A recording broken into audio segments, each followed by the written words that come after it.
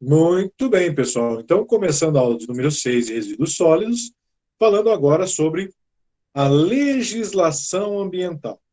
Na última aula nós falamos sobre os 5 R's, né?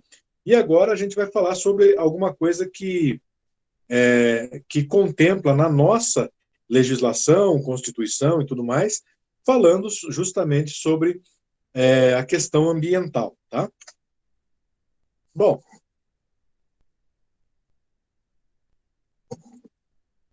é, se a gente parar para pensar, né, o marco de, de consumo, assim, em larga escala, ele se iniciou na Revolução Industrial, né? Nesse período em que, antes dele, as pessoas fabricavam manualmente as coisas, né? E agora eu tenho uma fabricação em série de alguns produtos, a sociedade agora começou a se interessar pelo consumo, né, dos produtos que eram industrializados nessa época. Esse consumo, que foi, entre aspas, imposto pela industrialização, ele impôs, então, padrões, né, para serem atingidos. Ou seja, aquilo que era produzido deveria ter saída, né? Nas as pessoas deveriam comprar aquilo que era produzido, né? E a quantidade desses produtos cada vez mais foi se ampliando, foi se sofisticando, foi se modernizando e tudo mais. E os recursos naturais cada vez mais sendo explorados, né? Nesse contexto aí, se fez necessário o crescimento das preocupações com o meio ambiente e com o equilíbrio ecológico, né? E também com a saúde e a sobrevivência do planeta, né?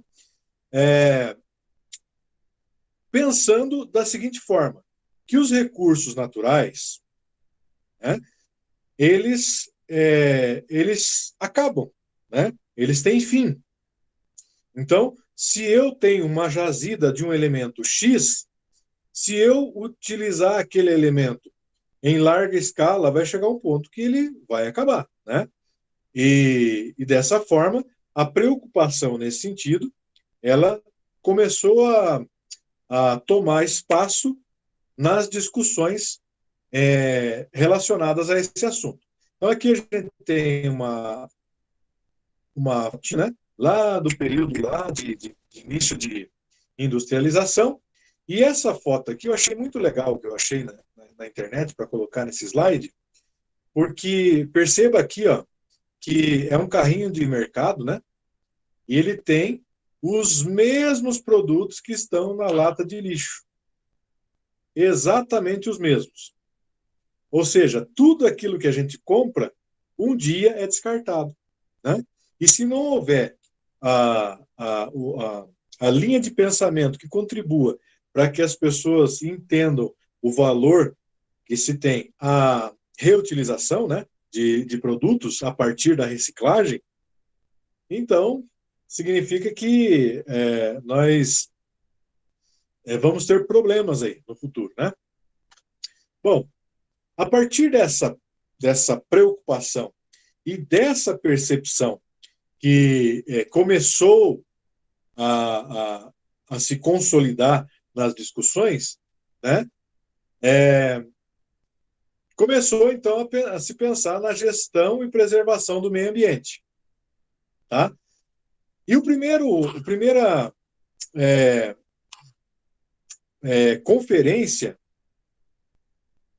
a primeira conferência que aconteceu com temas relacionados a isso daí foi a conferência, a conferência das Nações Unidas sobre o Meio Ambiente de 1972, tá?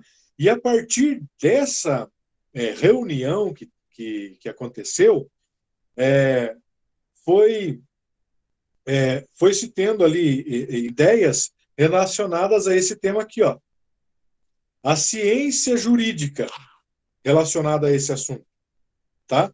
Ou seja, precisamos estabelecer uma regulamentação para a exploração do meio ambiente. Não pode ser assim de qualquer jeito, né?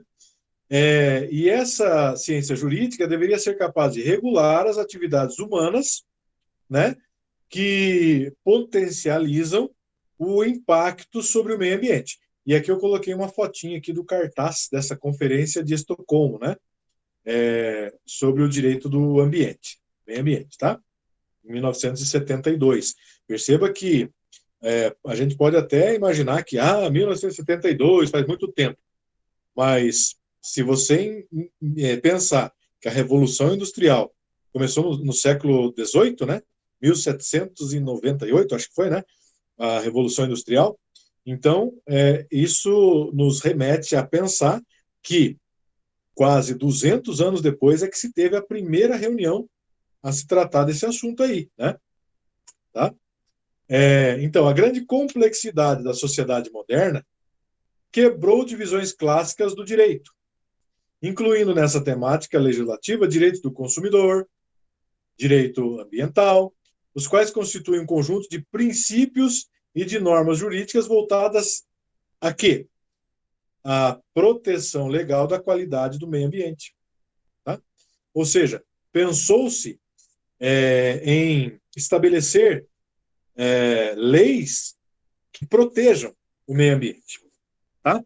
E aqui eu coloquei só uma fotinha do Ministério do Meio Ambiente, aqui só para ficar coloridinho o slide, tá?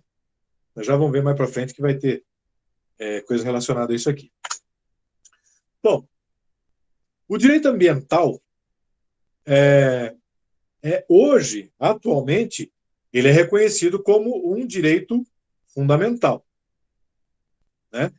E na história do Brasil, ele teve mudanças, ele foi se desenvolvendo, né?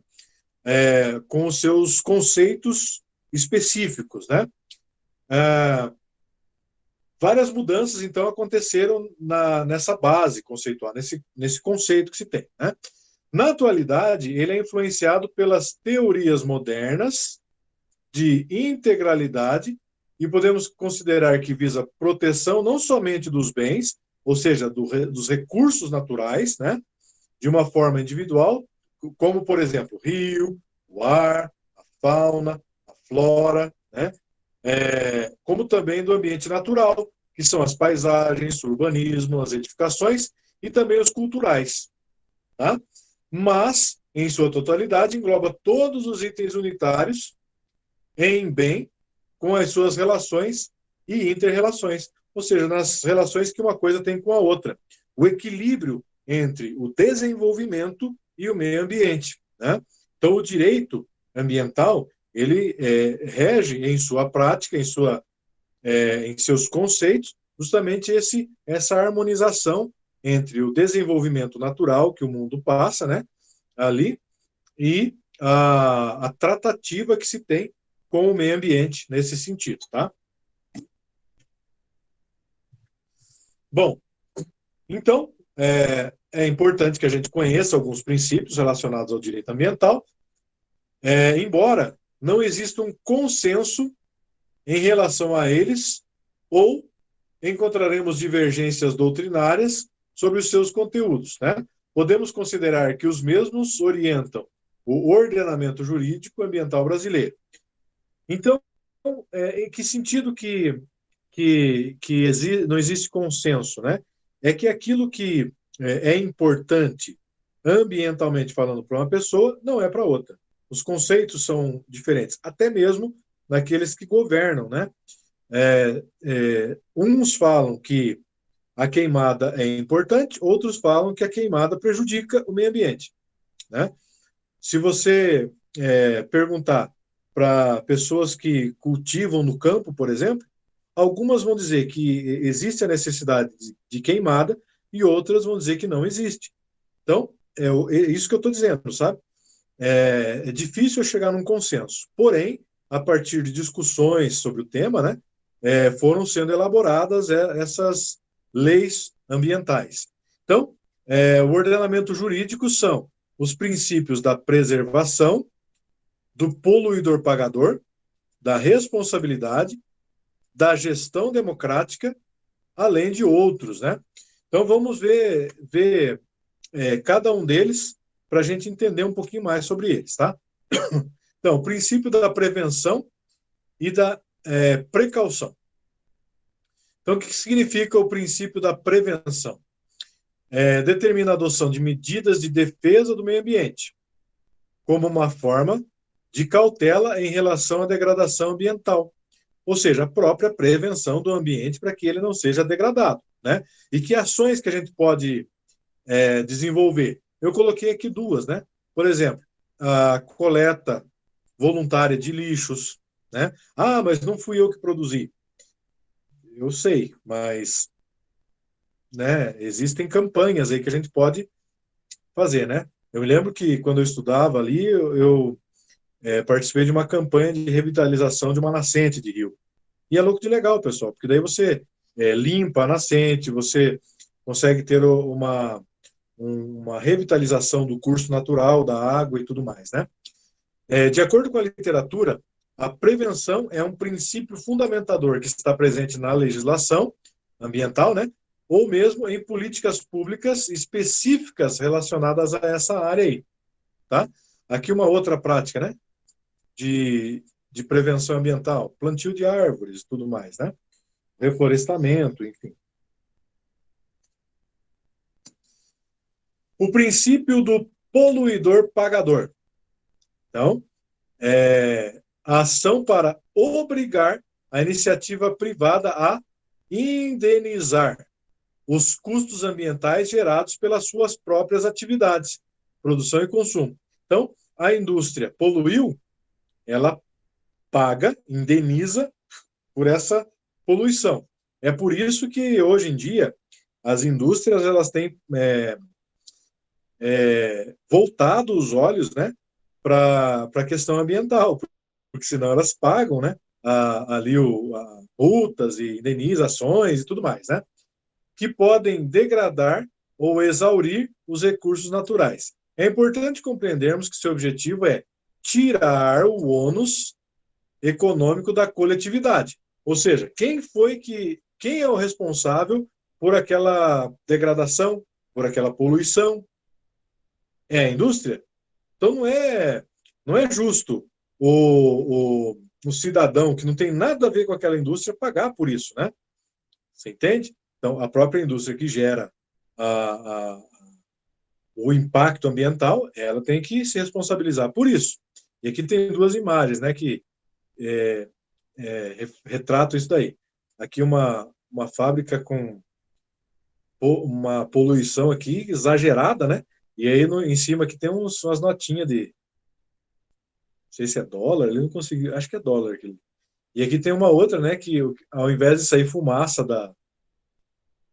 das chaminés aqui da indústria, estão saindo folhas, né? Tá? Ou seja, o retorno, né, para a natureza do impacto que eles estão produzindo, tá?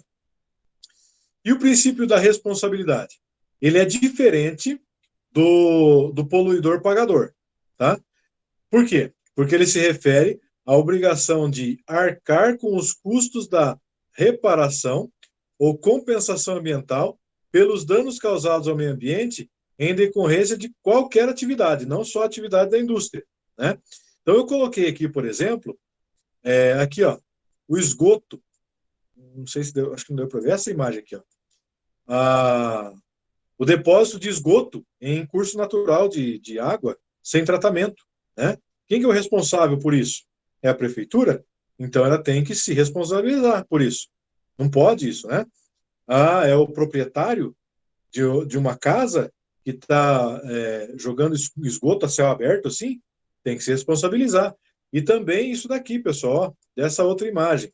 Quem são os responsáveis por isso daqui num curso de rio? Né? Alguém é responsável por isso. Né? Não pode simplesmente fechar os olhos para uma situação dessa daqui e fingir que ela não está acontecendo, porque quem vai pagar o ônus disso daqui é a coletividade, pessoas que não têm nada a ver com isso.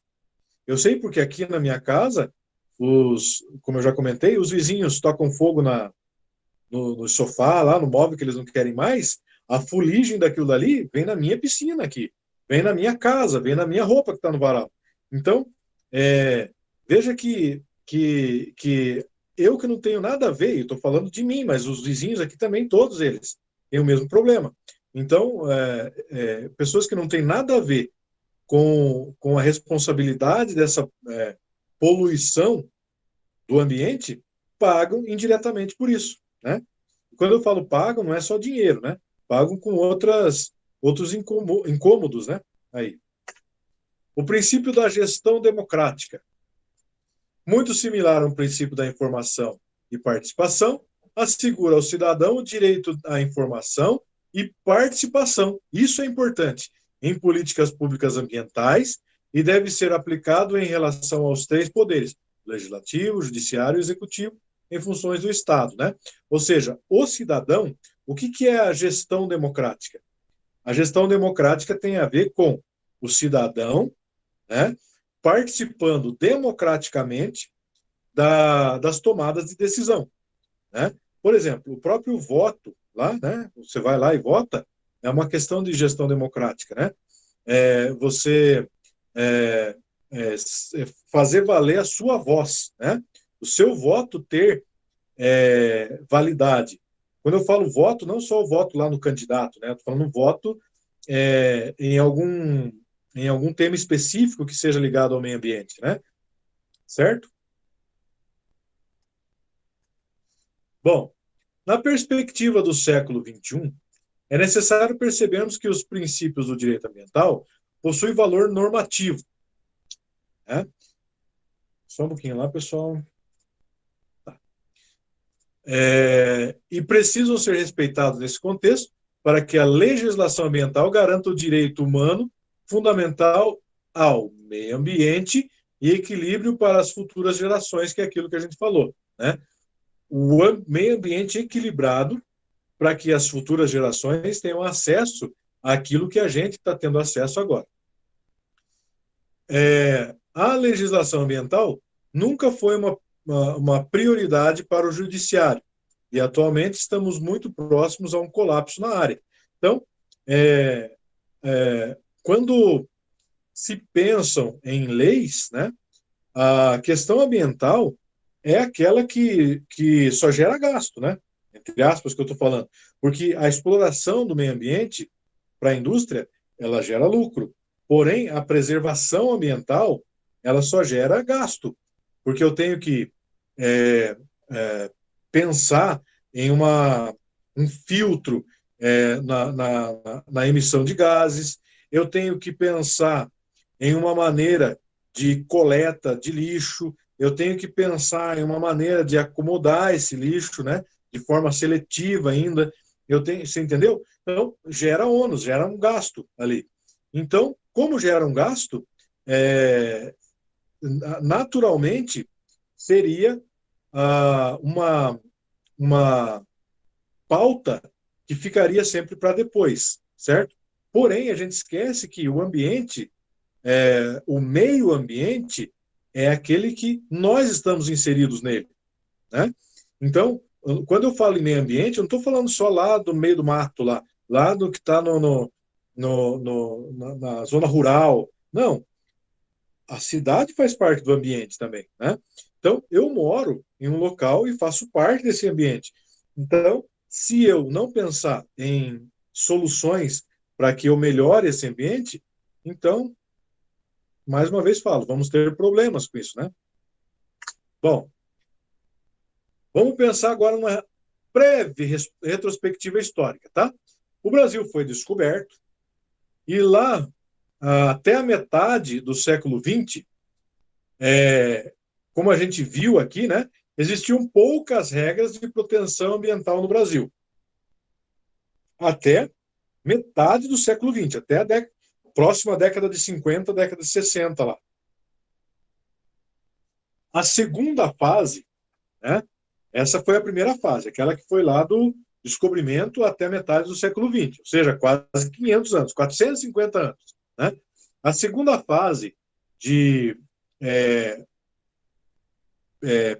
de pensamento, né, de ideias sobre preservação ambiental, ficou conhecida como fragmentária.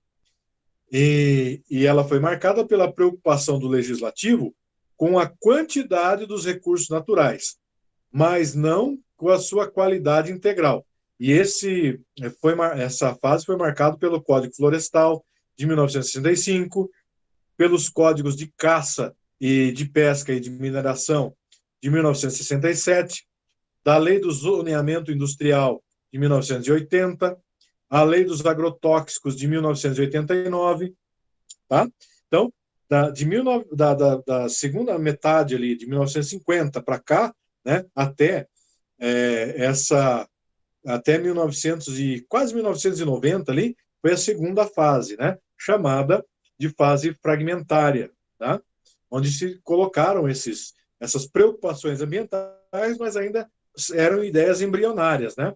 E por fim, a terceira fase, conhecida como a fase holística, foi marcada pela Lei 9638 de 1981. E ali começou-se a compreender o ambiente como um sistema ecológico integrado, que deve ser protegido de forma completa. Então, a partir da década de 80 para cá, é que foi se pensando com relação ao meio ambiente de uma maneira mais séria, né?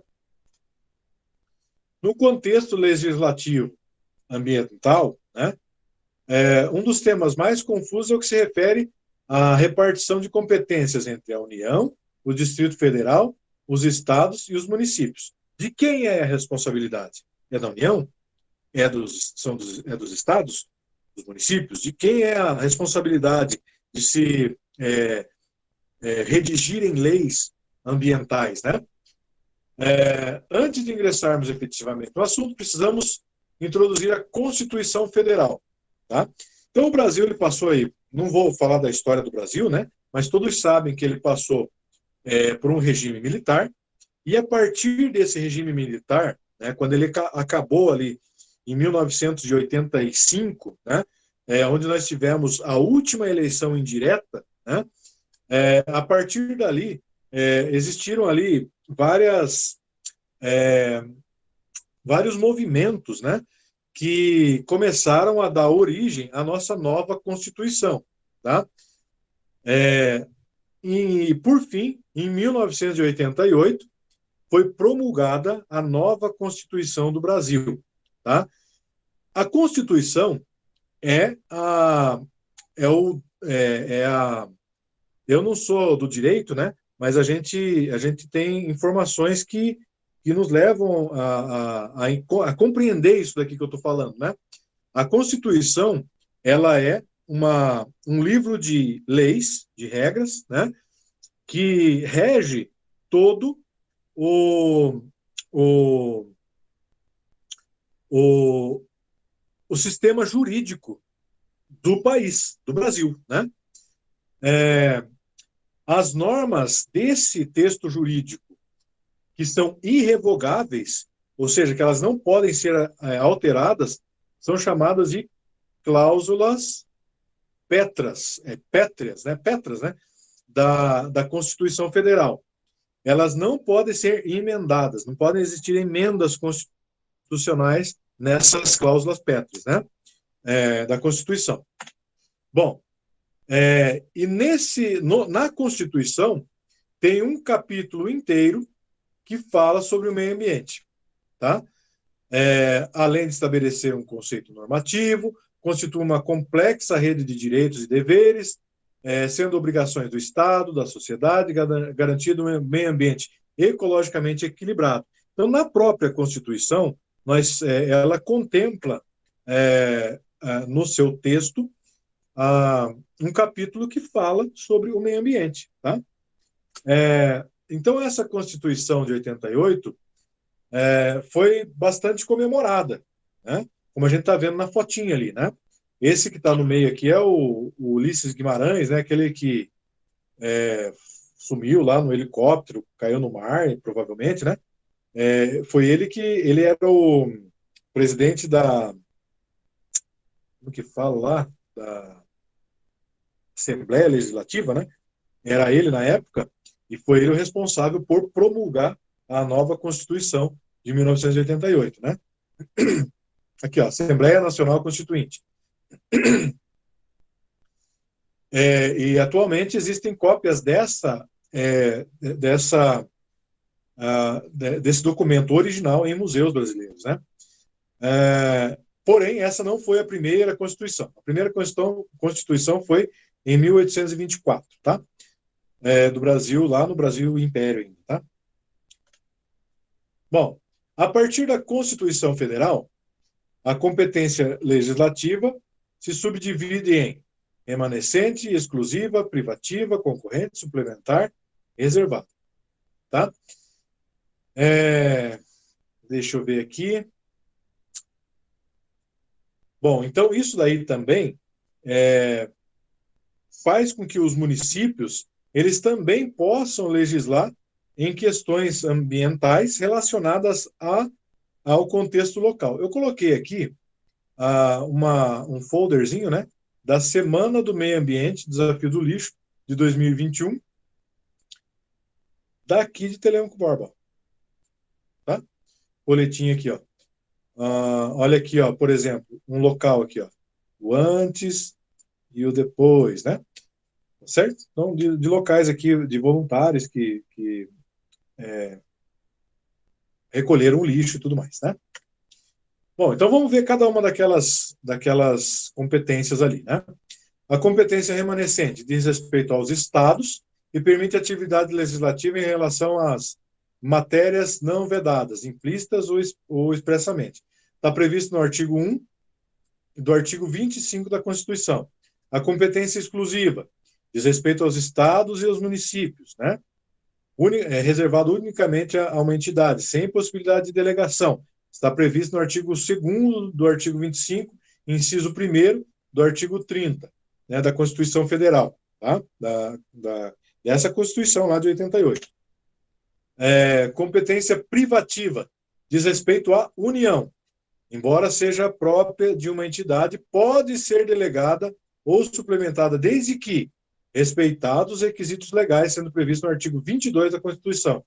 Competência concorrente diz respeito à União, aos Estados e ao Distrito Federal, cabendo à União a primazia de legislar sobre normas gerais. Está prevista no artigo 24 da Constituição.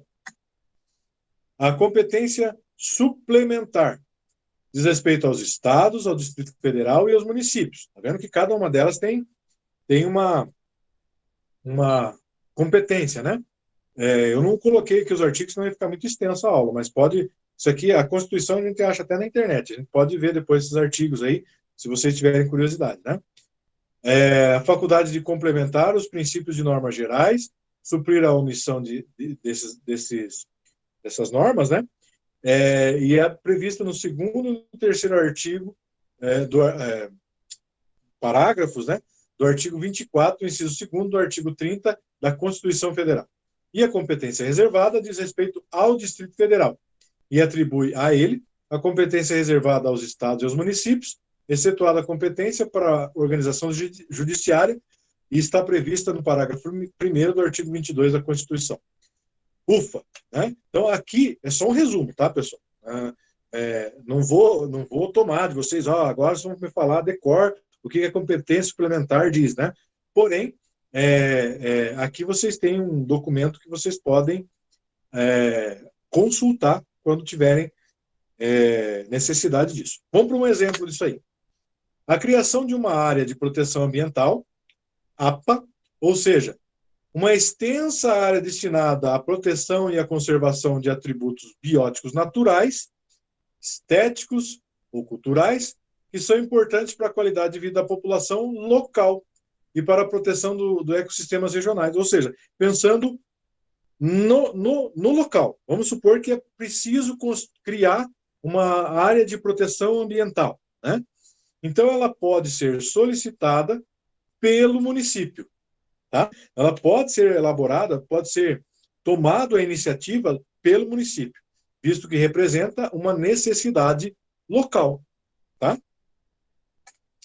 Bom, como existem alguns temas que não foram legislados pela União, os estados e o Distrito Federal podem elaborar diretrizes referentes às competências legislativas do meio ambiente, né? Isso que a gente já falou. O,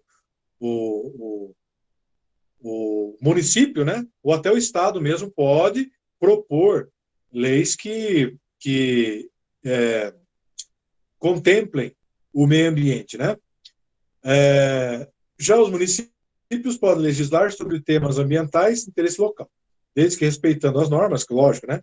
A gente não pode, o município não pode legislar ferindo a Constituição, né? Assim como o Estado não pode legislar e ferir a Constituição ao mesmo tempo. Bom, diretamente ligada à Constituição Federal, tem também a Política Nacional do Meio Ambiente, que foi estabelecida pela Lei 6938 de 81, criando a CISAMA, ou seja, o Sistema Nacional do Meio Ambiente, né?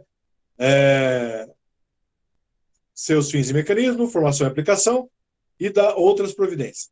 Essa é a mais relevante norma, essa daqui, a Lei 9338, de 81, ambiental, depois da Constituição. Tá? A partir da leitura e interpretação desse documento, podemos concluir que o seu objetivo geral é a preservação, melhoria e a recuperação da qualidade ambiental, né? E, com isso, a melhora de vários aspectos relacionados à vida humana naquela localidade, ou no aspecto geral aí da vida humana, tá? Bom, o Sistema Nacional do Meio Ambiente é um conjunto de órgãos e entidades que dá à União dos Estados e do Distrito Federal e dos municípios as fundações instituídas pelo poder público. Então, aqui agora, tem vários órgãos criados que são subordinados aí à preservação do ambiente. Por exemplo, o Conselho de Governo é um órgão superior, é aquele que se reúne lá com o presidente, né? O Conselho Nacional do Meio Ambiente, que é o CONAMA, tá? A Secretaria do Meio Ambiente e da Presidência da República, SEMAN, que tem aqui, no caso, o SEMAN Paraná, né? O Instituto Brasileiro do Meio Ambiente e dos Recursos Naturais Renováveis, ou seja, o IBAMA, e também outros órgãos, né? Federais e fundações instituídas pelo poder público e também municipais. Coloquei aqui só uma fotinho dos principais ali, né? O Conselho de Governo, está aqui, é uma reunião aqui com o presidente e tudo mais, né? O Conselho Nacional do Meio Ambiente, aqui o logotipo dele. Secretaria do Meio Ambiente, que é essa aqui, né? Ministério do Meio Ambiente, e também do IBAMA, que essa é o logotipo aqui do IBAMA, tá? Bom, a Política Nacional do Meio Ambiente é totalmente pertinente sobre o aspecto do direito do ambiente e está de acordo com seus princípios. A compreensão dessa política é como uma lei de diretriz fundamental para todos, né? No contexto de legislar o meio ambiente brasileiro. Qual é a função das leis, da Política Nacional do Meio Ambiente? Legislar sobre o meio ambiente e proteger o meio ambiente, tá? Então, agora nós estamos nessa nova fase, né? A fase holística, ou seja, de implementação de novidades nas leis que contribuam cada vez mais com a preservação ambiental. Após esse marco, outras políticas importantes também foram editadas, né?